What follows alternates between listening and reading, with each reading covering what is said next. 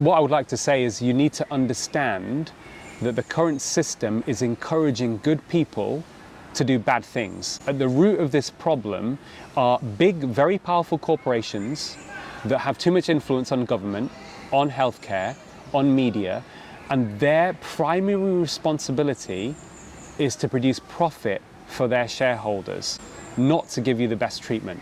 And when you understand that, then we can start doing something to transform the system. And I don't say this lightly. This has been well documented that these corporations, unfortunately, in the way that they go about their business, by misleading people, by their business model being fraud, they act like psychopaths, and they are a psychopathic entity. Ultimately, the conclusion is that we have a psychopathic entity influencing health policy, and that needs to stop, and it needs to stop now. Okay, Aseem, so we've met today to talk about a paper that you've written, which is published, well, it'll be published by the time this interview goes out. Maybe you could give us a little bit of background about how and why this paper has come about, and then we can talk about the content of it. So what I've done recently is critically appraise the evidence around the COVID vaccine, specifically the mRNA vaccine. And the reason that I looked into this is that I suffered quite a personal tragedy with the sudden death of my father in July last year. He was a very fit and well man. He was 73 years old. During the whole of lockdown, he was walking 10 to 15,000 steps a day. He was very conscientious of his diet. I had assessed his heart a few years earlier, and in fact, he actually had improved his lifestyle since then. But his post-mortem findings really shocked me. There were 2 severe blockages in his coronary arteries, which didn't really make any sense with everything I know, both as a cardiologist, someone who has an expertise in this particular area, but also intimately knowing my dad's lifestyle and his health. Not long after that, data started to emerge that suggested there was a possible link between the mRNA vaccine and increased risk of heart attacks from a mechanism of increasing inflammation around the coronary arteries.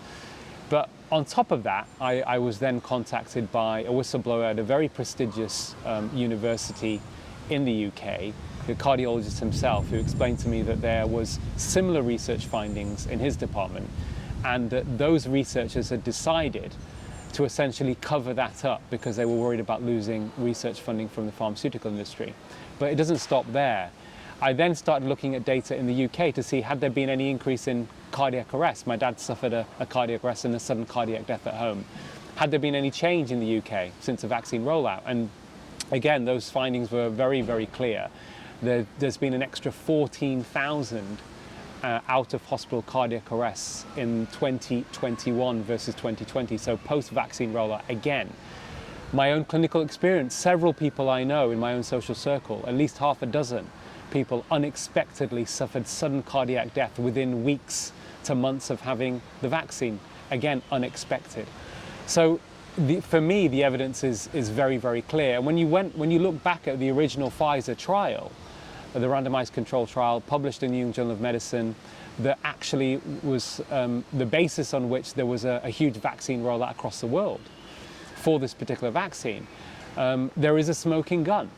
If you look at the supplementary appendix there were 4 cardiac arrests in the vaccine group versus 1 in the placebo. When you put it all together, it makes a very strong case that there is a clear link between this particular vaccine and increasing cardiac risk.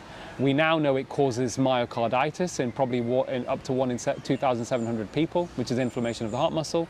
We know there's a signal for cardiac arrest. Recent data from Israel published in Nature Reports shows in the ages of people aged between 16 and 39, there was a 25% increase in either heart attacks or cardiac arrests, not linked to COVID, but absolutely linked to the vaccines, the mRNA vaccine. So, as far as I'm concerned, the evidence is overwhelming. This vaccine does have a strong link with increasing cardiac risk and cardiac death. What do you want to happen? Well, I think that the data now, if you look at it in totality, first of all, we need to have a more robust analysis where people can understand what the benefit of the potential vaccine is for them versus the harms.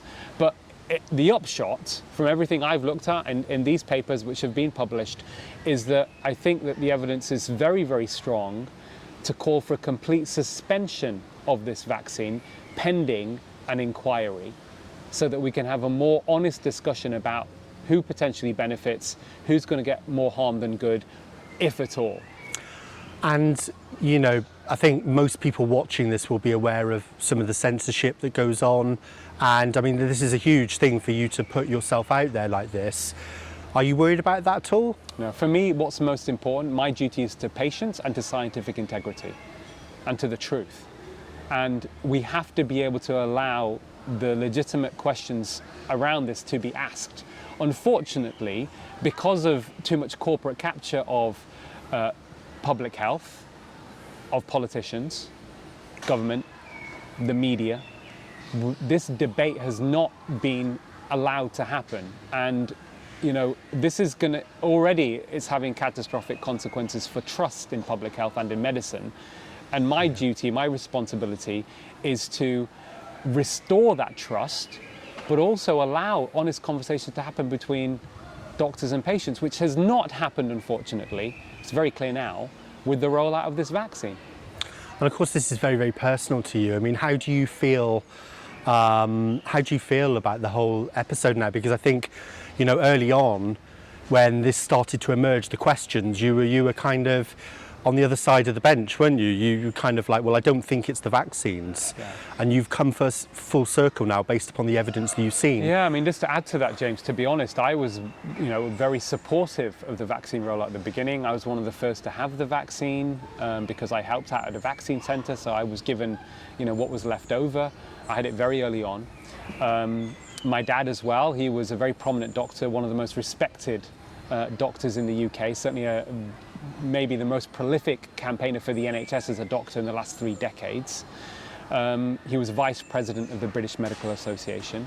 And to now have no doubt in my mind that this vaccine killed him, I am his only advocate. He was the last surviving member of my immediate family. And I have a duty to him as well, and to public health, to get this information out. Yeah, so Aseem, I think one of the clear things with all of this is you're not anti-vax, right? You know, you've worked in the vaccine centre, you've been very, very supportive of the health system as the vaccine rollout went. And I think that's important to mention because there are people who will try to present this as some kind of anti-vax movement. Sure, and I think, you know, anyone that wants to think, you know, is trying to frame it as anti-vax are either very misguided or they have a personal vested interest linked to the drug industry. Yeah. What I would say, look at the facts. I was one of the first to have it. I helped out in a vaccine centre. I was on Good Morning Britain, and people can look up that footage. I was on Good Morning Britain because I convinced a vaccine-hesitant film director who I thought was high risk to have the vaccine. And I was explaining why I felt that if you look at the history traditionally in medicine of all drugs that we prescribe or we give or we use to treat illness, or even from a prevention perspective, vaccines traditionally have been the safest, and traditional vaccines are still, in my view, the safest. But this particular vaccine was rolled out in very unusual, unexpected circumstances. It got emergency use authorization. And I think for me, what really made me realize that there was something more sinister going on was when it got mandated. There was no, what we normally do in this country, we've never mandated other vaccines, we use persuasion and encouragement for people to take vaccines. But when it got mandated, for me, I then realized that there was something else going on, which has now translated very clearly for me, that this was primarily to serve the profits of the drug industry, of Pfizer in this particular case, not that of public health. And there needs to be an inquiry, and until we get this, an open, transparent discussion, I think that the situation in terms of our health, in terms of moving forward for the future of medicine, is very, very dire. So your paper and your message basically about the vaccine, who is probably the most important person that you think has the power to actually listen and act on that? I think every single citizen needs to hear this. What would you like to say to them directly? I think that what I would like to say is you need to understand that the current system is encouraging good people to do bad things. At the root of this problem are big, very powerful corporations that have too much influence on government, on healthcare, on media, and their primary responsibility is to produce profit for their shareholders, not to give you the best treatment. And when you understand that, then we can start doing something to transform the system. And I don't say this lightly. This has been well documented that these corporations, unfortunately, in the way that they go about their business, by misleading people, by their business model being fraud, they act like psychopaths, and they are a psychopathic entity.